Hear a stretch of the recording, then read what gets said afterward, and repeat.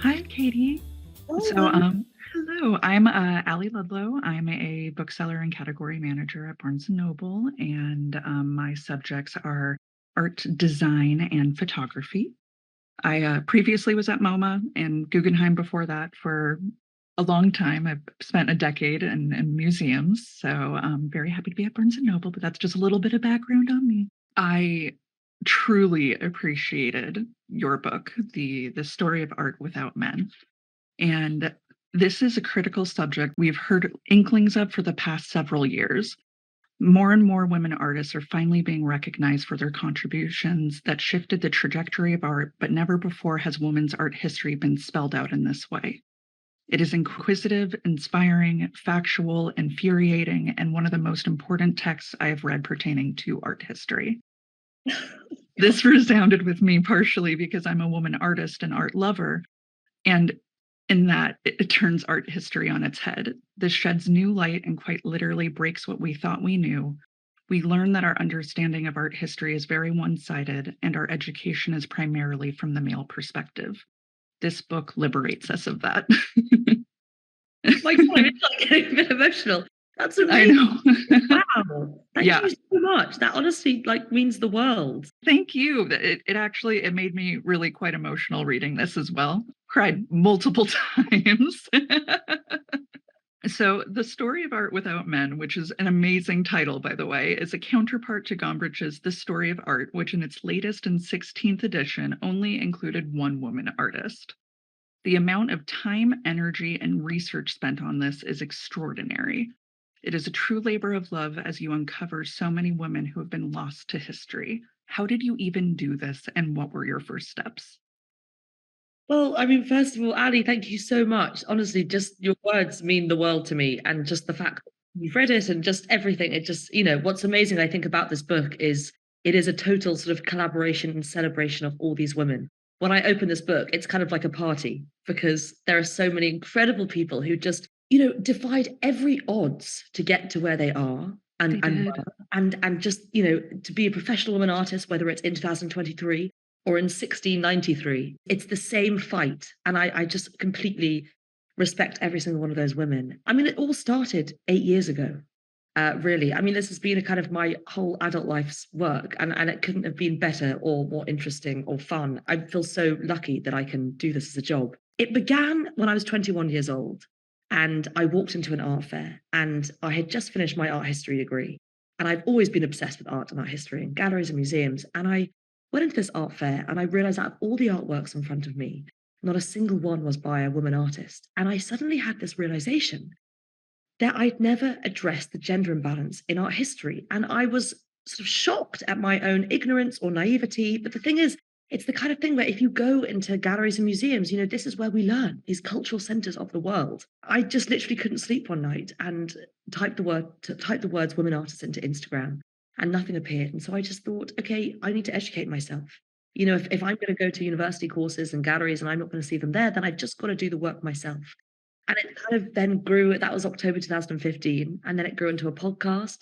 We've now at over 100 episodes deep, where I just basically get to interview my heroes and ask them questions that I'm interested in. And where I've interviewed artists from all over the world or authors, or I love my favorite is when I interview family members of the artist. And I sort of really Anna Mendietta's niece or Paula Reagan's son or Lee Miller's granddaughter. It's like I want to sort of try and access those people. Like you say, it's a sort of counterpoint to Gombrich, really, because I grew up reading Gombrich's story of art and I loved it. And it wasn't until I was, about 25 that I realized that he didn't include a single woman artist in his first 15 editions, and only just the 16th edition include just one, which is Catapultic. It is amazing. I know, it's Yeah. insane.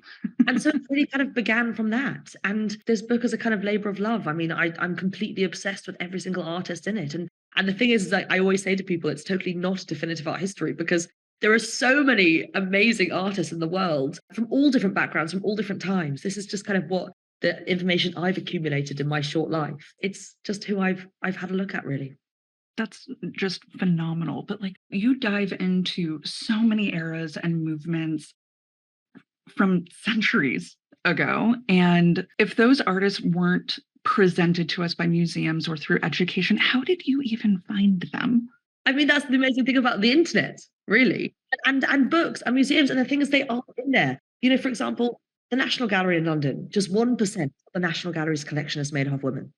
It's shocking. And actually, I did some research the other day, and only 9 of those works were on view. It's like, where are we gonna go? But the thing is, you know, it's not like women artists have never existed. Women artists have existed for centuries. And also, it's the fact that actually it's more about the narrative. It's about who has been able to dictate these stories, who has been able to be the directors of museums, the curators of museums, the people who got to write these books. There's no coincidence that they all seem to be from one category. So what's amazing about the internet is that it can launch, you know, my career began on the internet.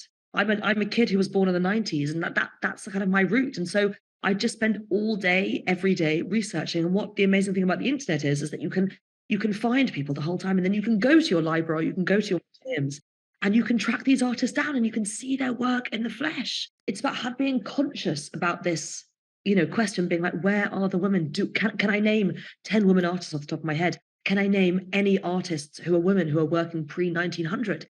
And so what I hope this book addresses as well is like people go to the Met and they say, okay, you know, I can see Monet, Van Gogh, Manet, Gauguin, but what about Bert Morisot? What about Mary Cassatt? What about Susan Mhm. Valade? What about, you know, all these people? And so it's about actually just checking yourself, like I did Mhm. 8 years ago, Yeah. and saying, actually, can I name this amount of women off the top of my head? And what or who was your most surprising find? They all were so incredible. I mean, you know, one of my favorite, I mean, what I really want to do with the book is like not Mhm. even just break down the canon in terms of gender imbalance. I don't just want to remove the sort of stigma around elitism with art history because art is often seen as this really inaccessible thing. But I also want to champion artists who are from all different backgrounds. You know, they might be trained, they might be neurodiverse, they might be tapestry makers, they might be painters, they might be academically trained. But it's about saying, okay, everyone is part of this story. And I think one of my favorite, maybe the most surprising person was this extraordinary artist called Charlotte Salomon, Mm. who was working in the 1940s. And she was a German Jewish artist. And she made this extraordinary work called Life or Theatre between the years 1941 to 1943, when she was on the run from the Nazis, when she was staying in her grandparents' house in the south of France. And this work is called Life or Theatre. She's not a trained artist in terms of the sort of academic sense. She just, you know, sometimes we have these burning desires to make things or write things because they're just necessary. And that's what she did. She made this work called Life or Theatre, which is essentially a kind of autobiographical, sort of graphic novel style book. It's made up of about over 700 gouaches, which is kind of like these watercolors. And they're kind of just smaller than A4. And what's amazing is people have now made them into a book, so you can have a look at them quite easily. And it's a sort of autobiography of her life. Well, it's sort of based on an opera, so it's sort of divided into 3 different parts. And it's called Life or Theatre because it's about her growing up in Berlin as a young Jewish girl and coming to terms with the rise of fascism, the rise of Nazism, and, you know, suddenly being excluded from lessons in her classroom. But it's also about dealing with that. But not only that, it's about dealing with mental health. It's about dealing with Mhm. falling in love when you're younger. It's about dealing with, you know, discovering beautiful places in the countryside. And so it's this utter sort of joy of a book, but also, but it's this kind of, I mean, it's so difficult to describe it because it's so visceral. It's basically this woman who was just had this desire to make something. And she called it life or theatre because she couldn't comprehend what was life and what was theatre because the world that she was growing up in was so incomprehensible. And she very sadly died when she was aged 26, 5 months pregnant, when she was deported to Auschwitz. And so, you know, the fact that we have a record of this woman from this time is just extraordinary. And where do we see her? You know, I saw a small exhibition at the Jewish Museum in London a few years ago, but it's like this is the kind of work that needs to be in the history books because it's extraordinary. This is a woman who sort of did everything. The fact that this work is still contained, still exists, you know, it's Right. amazing, sort of visceral, immediate reaction to the time. Well, and also the fact that she was able to create so much work while on the run. Like, it was 700 gouaches. Yeah. I remember that in reading the book, and that artist, like, specifically spoke to me as well. The fact that she was 26 when she was caught and sentenced to death, and it's just absolutely wonderful. Life or Theater, it is shocking, and I wish it was something that I had been shown by teachers, professors in museums. Yeah, absolutely incredible work. Because also she made at a similar age to you. I was writing this book, and it's one of those things where you just, I think that's the thing about these stories. Like as a woman, I just connect to so many of them. It's like Artemisia Gentileschi, one of the greatest artists ever to live, who was born in 1593, who was part of the Baroque movement, and the Baroque movement was sort of on the cusp of the 17th century. And it was kind of known for its sort of stunning light effects, sort of visceral scenes, psychological intensity, and these subject matters that were essentially propaganda. It was very much spearheaded by the Catholic Church, based in Rome, and it was kind of almost propaganda to kind of get people back into the church because obviously the Reformation was happening in sort of Northern Europe. And so sort of presented all these incredibly dramatic, visceral, biblical scenes. And Artemisia Gentileschi, she was born in 1593 in Rome. And she had the access of being an artist because her father was an artist. And that's so common for artists, especially kind of pre-1900, because you always had to have a sort of powerful man looking after you.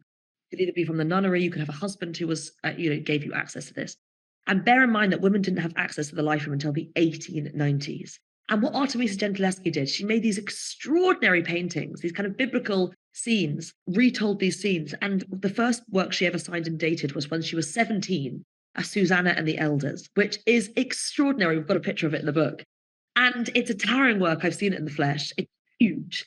And what it does, the story of Susanna and the Elders basically follows this young virginal woman, Susanna, who's bathing in her garden when two lecherous men try to seduce her. And it's a very common story because it allows for the semi-naked Susanna. And so often the time when we see Susannas by Rubens or even Caravaggio or whoever, it's often sort of sexualized in a way. And what she did is she gave voice to Susanna. When we have a look at this scene, she's actually really showing Susanna. It's an uncomfortable scene. Exactly. Mm-hmm. From the female perspective. Exactly. And it's like, obviously I'm not 17 anymore, but I can, it sort of, when I go into museums, I find it difficult to relate to these people because they're not telling my story. And the fact that Artemisia Gentileschi was extraordinary. She was an international celebrity in her day. People would commission portraits of her hand because she was so revered. And it's the fact that she's been written out of art history.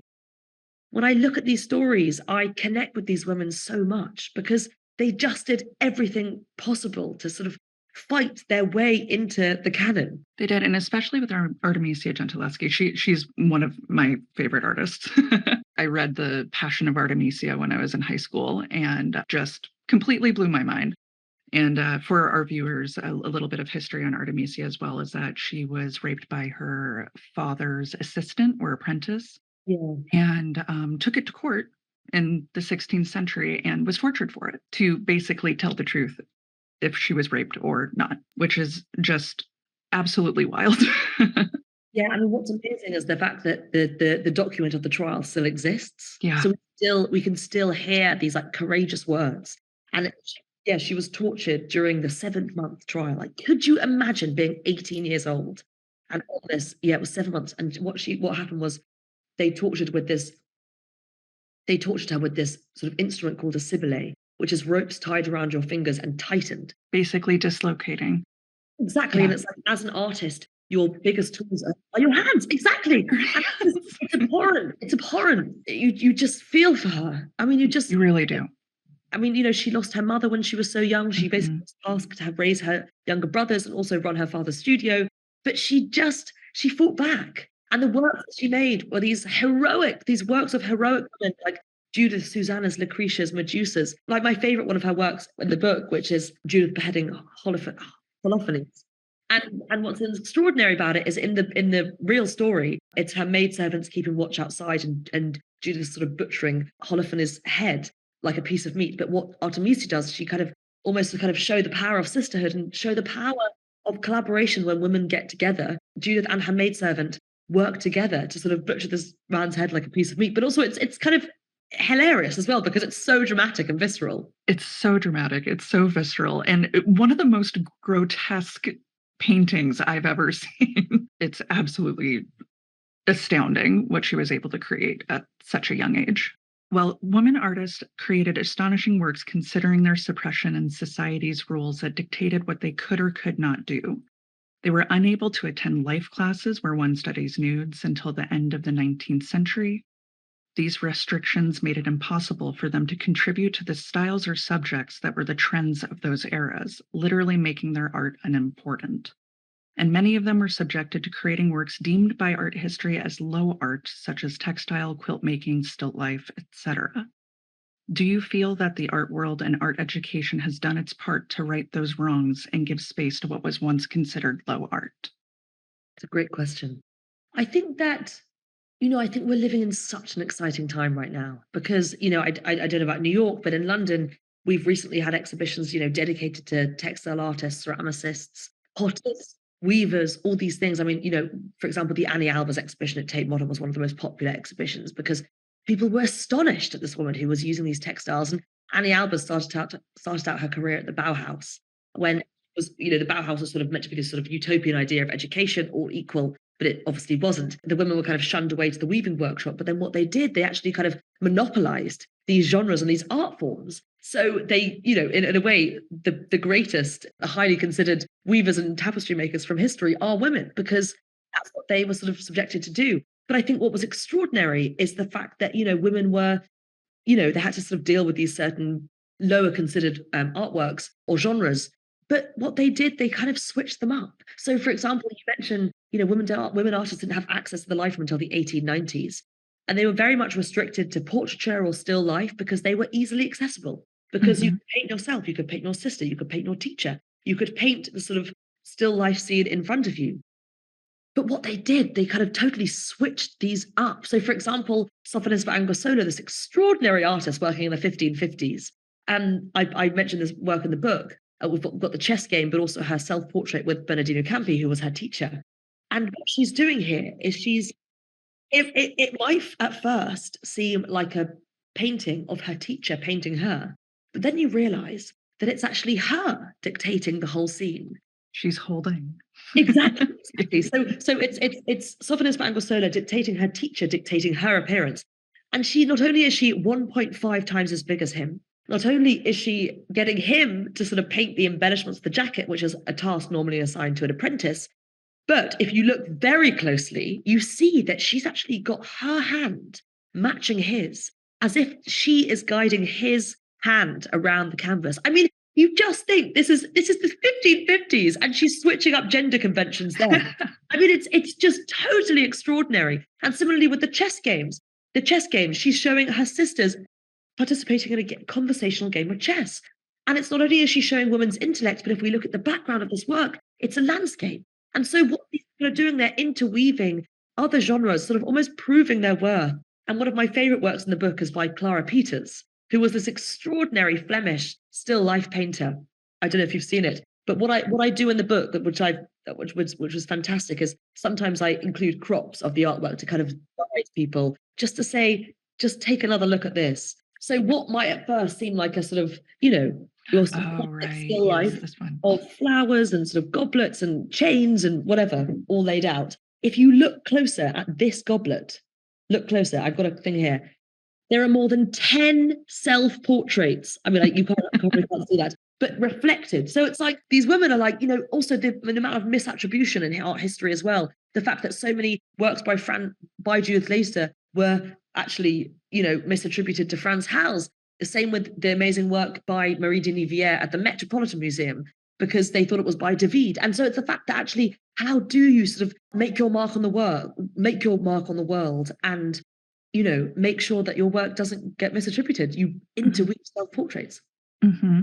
And immortalizing themselves. Right, exactly. Yeah. Actually, just the act of defiance a self-portrait can also do for you. The fact that you're saying, this is me, this is my mark, and the amount of women artists also who immortalize themselves, at the easel. And it's the fact that actually what they did was they said, this is who I am. I am an artist. This is how I want to be remembered. This is my legacy, because women artists did exist. They did. And there are a couple of works I'd like to call out that you talk about in your book. Please. The Kiss by Gustav Klimt. A masterpiece in the eyes of so many, revered for its design, subject, and beauty. A woman artist created a work that is strikingly similar to Klimt's Kiss 5 years prior, and yet I've never heard of Margaret McIntosh. We know that he would have seen this piece since it adorned the piano of one of his most prominent collectors. Would you mind talking about that a little bit here? Yes, I'm so pleased. No one really ever asked me about this. This is great. So Margaret McDonald Mackintosh was extraordinary. She was a Scottish artist who, with her sister, they're part of the Glasgow group and the Glasgow style, which is a bit sort of like Art Nouveau or something. It's these kind of whiplash lines, sort of curvilinear, very sort of, yeah, sort of early, Mhm. late 19th century, early 20th century. And she was part of a group called The Four, and it was Frances and Margaret who were sisters and their husbands. Frances' husband was Herbert McNair, and Margaret's husband was a very famous architect called Charles Rennie Mackintosh, who designed the Glasgow School of Art. And if you're from Scotland, he's sort of the most revered architect. They exhibited in Vienna in 1900, and as a result, they received lots of commissions by Viennese collectors and patrons. And she made these extraordinary panels for a collector's home to go on to adorn his piano. And they were called the Opera of the Wind and the Opera of the Sea. And like I said, these kind of whiplash lines, these curvilinear forms, these sort of very elegant, sort of tall women. And there is the most extraordinary work, which I include in the book. And this work, shows this couple sort of intertwined, these faces joining up like a kiss or something. And it is completely strikingly similar composition to Klimt's The Kiss. And there's nothing It's wrong with shocking. borrowing. I know, but there is nothing wrong with borrowing motifs. Oh, Artists do it the whole time. But it's the no. fact that she is never credited where he is, and it really brings up that question of how we contextualize women artists as well, and actually why have their influence been left out of major artworks in art history as well. And so I wanted to address the fact that, so many of us know what the kiss looks like. I can look at it in my head. I know it so Mhm. well. And it's the fact that actually maybe this woman did influence him, and she needs to be credited in art history. It's similarly with the Beatles cover. It's like Sergeant Pepper's, the album cover. It wasn't just done by Peter Blake, it was done by Jan Howarth as well. And it's like, all these lost stories in history that we need to make sure that people are sort of rightly credited. But also, that's also not to say that we should also define them by their male counterparts at all, because that's also what I wanted to do with the book is actually, the reason why I root it in social and political history is because I was so fed up of everyone saying, oh, Lee Krasner was Jackson Pollock's wife. It's like, no, no, no, no. It might be sort of relevant for certain context, but I was so fed up of women being seen as the wife of, the muse of, the daughter of, the sister of, and actually by rooting them within their sort of social and political context, we really get a sense of who they were and Ew. how much they fought to succeed as artists. Well, and another one I would love to call out is Duchamp's Fountain, which Yes. is known as one of the most important works of modern art, spearheading the ready-made and Dada. In your book, we learn that this piece was submitted to the Society of Independent Artists by a woman, his contemporary, and I might be butchering her name, Elsa Von Freitas Loringhoven, Yes. and that Duchamp even wrote to his sister that a female friend sent the work and not him. This news came into discussion only a few years ago. How is it possible that this was overlooked by historians and Freytag Loringhoven has not been fully recognized in the preservation of art history? So she's known as the Baroness because Yep. she married a cash-stricken baron, and she's called, Baroness Elsa von Freytag Loringhoven. And she arrived in New York City in the early 1910s. And not only did she influence Duchamp to actually submit a fountain, and like you say, you call out the letter that he writes to his sister Suzanne, where he says, a female friend actually, inspired me to do this.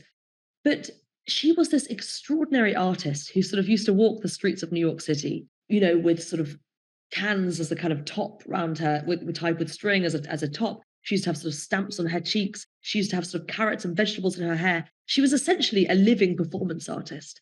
And what she did is she used to perform at these salons where Man Ray and Duchamp would all attend. And she made these poems called ready-made poems, where she'd kind of adopt slogans from advertising. So not only did she inspire Duchamp's The Ready-Made, in terms of also through this idea of poetry as well. But when we think about Marina Abramovic, Yoko Ono, all these people, she was a precursor to them. She was the Mm-hmm. kind of living embodiment of a performance artist. And so she, it's the fact that these women, they did so much and they were just hardly remembered in our history. And it's the fact that the ready-made, when we go to MoMA and we see it or we see all his different works, it's so important to recognize that these women were there too. And I think that's where we've got into sort of, I don't know what's happened in our history, because it's almost as though people have consciously written these women out. It's erasure in a way. Yeah, it's totally erasure. And it's the fact that actually we need to recognize the fact that these women were so influential, and they too need to be credited and recognized. And like I say in the book, you know, the Baroness, she died in complete poverty, and she was completely unknown. She had no success in her life. How did history get away with sort of celebrating the history of patriarchy rather than celebrating the history of art? Yeah, exactly. And in the chapter on modern art, you say that modern art is modern because of its inclusion of women. This shattered me because I had never thought of it in that way before. And I don't believe that any of my professors or in my education, I've heard that specifically said. When I was writing that, I was like, what is modern art? You know, and also, what does modernism even mean? You know, eradication of hierarchies in terms of art forms, lines shattered on a canvas, all these different things. And actually, it's about the participation of women. It's about, you know, in 1900, in the early 20th century, women artists got more freedoms than ever. Like you said, they had access to the life room. They could travel unchaperoned. They could actually paint what they wanted because they were not now under the guard of men. You know, it's the fact that like Paula Modison-Becker, an extraordinary German artist who traveled to Paris on a 17-hour train journey because she wanted to see the splendors of the French modernists. And she was adopted these traits, and she made self-portraits. She made images of the mother and child that had never, ever been made before. And it's the fact that this is the first time in history where women are telling their stories on their terms. It's like one of my favorite artists in that chapter is Suzanne Valadon, who was this extraordinary French artist. Again, she had no formal training. She started out because she was born illegitimately, and she, you know, in sort of late 19th century, that was, you know, not seen as something that was particularly good. And what she did is she wanted to be a trapeze artist, but her trapeze dreams were, her acrobatic dreams were cut short when she fell from a trapeze age 15. And she had very striking looks. And so what she did, she became an artist model. And she sat for the likes of Renoir, Degas, Toulouse-Lautrec, etc. And she always wanted to be an artist. And instead of going to an art school formally, also she didn't have much money. What she did, she learned almost a kind of backdoor way by looking at those who were painting her. And so, you know, Degas would like teach her drawing, which has such a wonderful story. At age 46, she had her first ever solo exhibition. And she actually became extremely successful in her lifetime. But how many people have heard of her? Actually, the Barnes Foundation in Philadelphia did an extraordinary exhibition of her last year, but that was one of the first ever. And this woman was around 100 years ago. And the work by her that I include in the book is a work called The Blue Room. And if you look at this work, it's of a woman, it's a self-portrait. It very much sort of evokes the Venus-like pose. So it's this reclining woman, but she's fully clothed, unlike Venus, who is often seen as naked and nude and sexualized. And she's smoking. She's got a cigarette hanging out of her mouth. She's wearing trousers. She has pushed these books to the back of her bed. And she's just saying, I'm doing whatever I want, whenever I wish. And I think that is amazing because it's actually just saying, I've got independence. It's like with Gwen John in that chapter as well, an extraordinary Welsh artist who studied at Slade in London and then who went to Paris. You know, there's this work that I put in the self-portrait chapter, and it's actually a portrait of her room. It's a portrait of her tiny attic in Paris. Right, yes, with the chair in the corner and the her belongings on it. And they belong to her. Exactly. It's exactly. And that is modernism. It's saying, these are my belongings. I'm a woman. I can make my own money. I can live alone and I can be an artist. I can fund my professional career. And if it wasn't for these women, we would not be having the jobs that we have now. No, we would not. And also it's the fact that they also painted their story into our history as well. You know, even as a woman today, it takes a lot to own your own belongings and own your own place and all these things, but we can do it. And so they inspire me. And I know that this book was a feat in itself, but I feel like it's crucial to continue this work. Are you going to create updated editions in the future? My God, I'd love to. I'd absolutely love to. I mean, what's amazing about this project is that so my Instagram, The Great Women Artists, I posted about Cecily Brown yesterday because I saw the show at the Met. I posted about Helen Franklin the day before because I went to her show at her Go show. And it's the fact that, which is amazing. And I need to go. and I still have the podcast, you know, so it's like, I would love to create future editions. Absolutely. And I think what I've always tried to do, and I always try to say to people is that nothing ever happens overnight. Also, I'm standing on the shoulders of countless art historians who I'm lucky enough to interview for my podcast and speak to and have discussions with. I mean, the book is also, the acknowledgements is about 50 pages because I spoke to so many amazing scholars who have dedicated their life to it. The extraordinary art historian Diane Radicke, who, got MoMA to buy their ever Paula Madyson Becker. The incredible Sue Tate, who literally from Bristol, who single-handedly unearthed the story of the pop artist Pauline Boty. And so, what's amazing is I can have them on my podcast and I can, we can talk about their journey as well. And I think what I always say to people is that, nothing ever happens overnight. Always use the resources that you have around you. And everyone always says, how can we be better? How can we take this forward? Just by those who are listening to this podcast right now, that's a step forward. You might then talk to a friend about it. You might walk into a museum and think, actually, where are the women artists? And, I didn't have anything age 21. So I started an Instagram. I curate lots of exhibitions. My first ever exhibition was in a foyer of an advertising agency. Nothing happens overnight. And now I have a book. But that takes years. And so it's the kind of thing that and it's been like a podcast. I can do it from my bedroom. So I made a podcast. So it's all about sort of using all the resources that you can in your capacity. And it's the kind of thing where I would love to update it. But whilst I wait for someone to ask me to do that, I can spotlight these artists on my Instagram or my podcast. I mean, this book came out in England about 10 months ago. And already it's sort of, for me, I'm like, oh my goodness, there are so many other artists who I've learned about since. And it's also it was the Waterstones Book of the Year. Congratulations on that. Thank you. It was totally amazing. I think also because what was incredible about that was the fact that the subject was being recognized. I think that's, whatever, this is a book by me, like that's kind of irrelevant because it's about the fact that these stories have been so overlooked for so long. And the fact that art books as well, it's often sort of, I don't know about America, but in England, they're often sort of on the 5th floor of the bookshop or something. And the fact that Waterstones gave it this spotlight and said, actually, these stories matter it was emotional. And I was just wondering as well, was there a specific era or movement that you found it particularly difficult to navigate? You know what? I mean, we've spoken about it already, but it really was Paris at the start of the 20th century. Okay. Because it was just this total explosion. It's like, how to put into words what happened in Paris in the early 20th century? Because there was just so much happening. And actually, as a result, I sort of deliberated over this chapter for months. I couldn't do it. When there's so much going on, how do you kind of break it up? And in a way, you have at the end of the day, you have to write a book. You have to write a linear story. And so the way that I sort of twisted that was I actually, most of the book is rooted in social and political history, but actually at the start of modernism, I actually just write a chapter on self-portraits because I just didn't really know how to explain it otherwise. Because it's just this explosion of art making and creativity, and there's just so much going on all at once. Are you going to be sending a copy to George Baselitz? I have to say, I don't know, I was feeling particularly, I remember like writing that chapter in my kitchen and sort of like typing like this. I was like, you know what?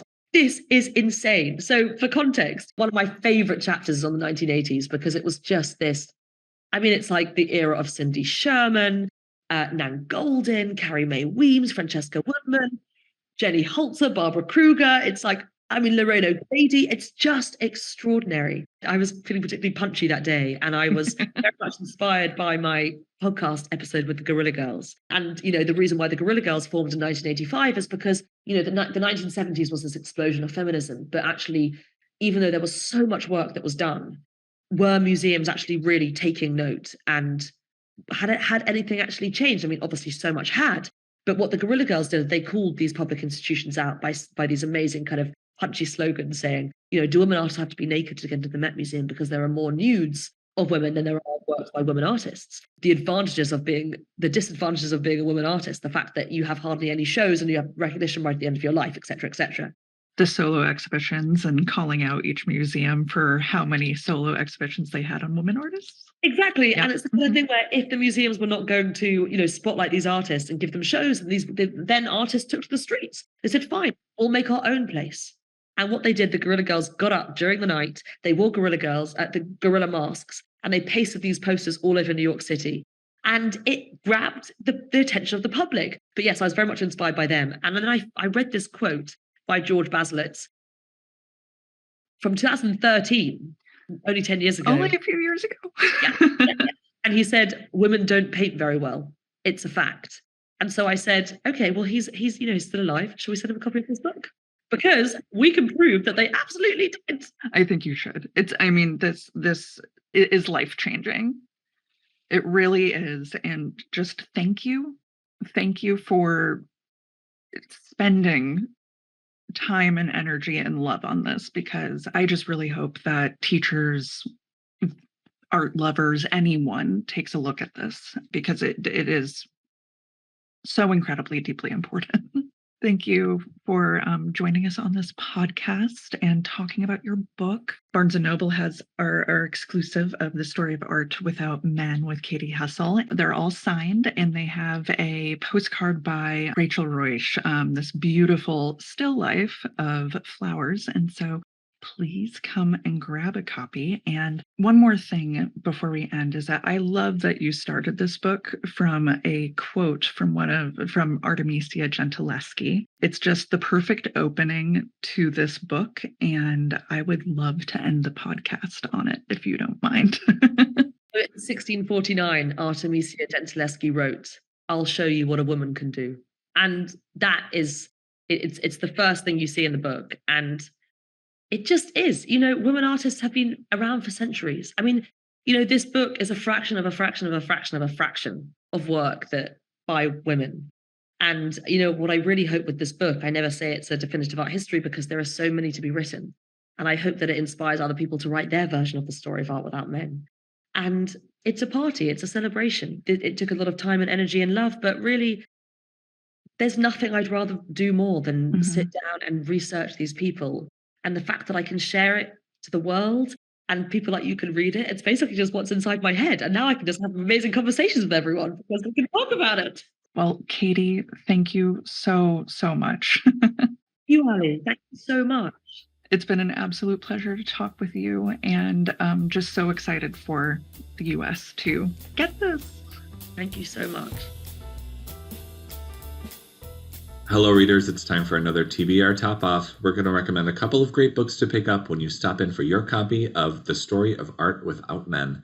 I'm Mark at my Barnes & Noble in Cincinnati, and I'm going to have two fantastic booksellers take over the recommendations today. I've got Madyson in Los Angeles, and I've got Jamie in Kansas. So, Madyson, why don't you go ahead and start us off? I'd love to. So when I was thinking of books to recommend, I went with the art of writing. So I chose to recommend How to Suppress Women's Writing by Joanna Russ. And this is a book that's so heavily researched between all the literature she studied to make this book. It has all the research, but it's also kind of put together a bit like humorously. So it still has that personality to it, even though it's a heavily research book. Like you might have to look up some stuff yourself if you're reading it, but it still has that wit and personality, which I love when you're talking about such a heavy topic of women writers. It's kind of like a guidebook to the many ways women and minorities have been hindered from producing written work. So a lot of the times when we think about women and artwork, writing, whatever work they're producing, you hear she wrote it, but she made it, but, and kind of that tale as old as time of this woman did something, but it could have been better. It would have did kind of on and on about this, but this. This book illustrates the barriers to art making that many women have felt. Either it's always getting compared to a man's work, it's not being appreciated for what it is, it gets appreciated less just because she's a woman, kind of all of those struggles for this time. And even though the center focus is women and their written work, even in this day and age, I feel a lot of it this book can apply to multiple minorities. You can see the patterns without throughout this book. You can take out the women and insert a different minority, and you can kind of see how even though the world is progressing, we still have this, but this. I really like this book because even though it's a heavily researched book and you might have to do some like looking out on your own, it might not be just like a sit through easy read. It is still very thought provoking, and I think it is worth it. It definitely showcases the tools that are used to suppress people and how they're used to deny a like literary history to other marginalized groups. I think it is definitely worth it, even though it might take a few weeks or months to read. I think that it's one that you can just like honestly sit through and maybe read a chapter and then like come back and read another. And that was How to Suppress Women's Writing by Joanna Russ. All right, Jamie, what do you have for us? Actually, I think you and I are kind of in the same vein here. Mine is a little bit more directly about specifically the visual arts, but Linda Nochlin had a famous essay that she wrote that was titled, "Why Have There Been No Great Women Artists?" And it was just republished recently in a lovely hardback 50th anniversary edition by Thames and Hudson. They put that out in 2021. And it's presented side by side with like a reappraisal that she did 30 years after the original essay. The story behind this essay goes that a male gallerist once asked her, "Why have there been no great women artists?" And her response was that silly questions deserve long answers. And so in 1971, she published this very controversial essay in response to that question. And at the basis of this, provocative argument that she was making is the presumed answer that question supplies, and that is that there aren't great women artists because women aren't capable of greatness. Nochlin has a bone to pick with that answer, with that assumption. To help set the stage a little bit here, in the early 70s, this is when we're really starting to see the rise of the feminist movement in general. And with that come these moments of kind of shattering long-held arguments and beliefs. So Linda Nochlin seized on that idea that art history and art education left women out in terms of power, and there were critical movements that excluded women entirely due to gender prejudice in society at large and in art history particularly. So she points out, that there's this unlevel playing field. Women aren't historically allowed to work as artists. They were restricted in their movement. They weren't able to sell or display their art or acquire apprenticeships or even attend art schools. And so to say that women have not achieved, greatness as men have is to assume that the narrative presented by men is the only one that can assign value to art. And she just shatters that argument in her essay and calls for significant art history and art education reform, and for finally recognizing the women artists who did achieve greatness while overcoming all of this resistance. 3 decades later, like I said, she revisited her essay, and those observations are included in this edition as well. And of course, we all know in the last 30 years of the 20th century, there was a tectonic shift in attitudes toward women in particular. But she tells us that, just having a feminist art theory is not going to be enough, that we have to do more as time moves on than just reinsert great work from great women back into our art history. But going forward, we need to question the entire idea of canon, which I think is what your book was talking about a little bit too, Madyson. To put it in her words, she says it's time to ruffle feathers. So what's great about this 50 years on, I think, reading it, is that it's not controversial to have a feminist theory of art. And this essay was sort of the spearhead of that movement that's in full force today. And it's why books like The Story of Art Without Men get to be a very successful, Waterstone's Book of the Year pick, is because we had Nochlin start us off with this great essay. Oh my gosh.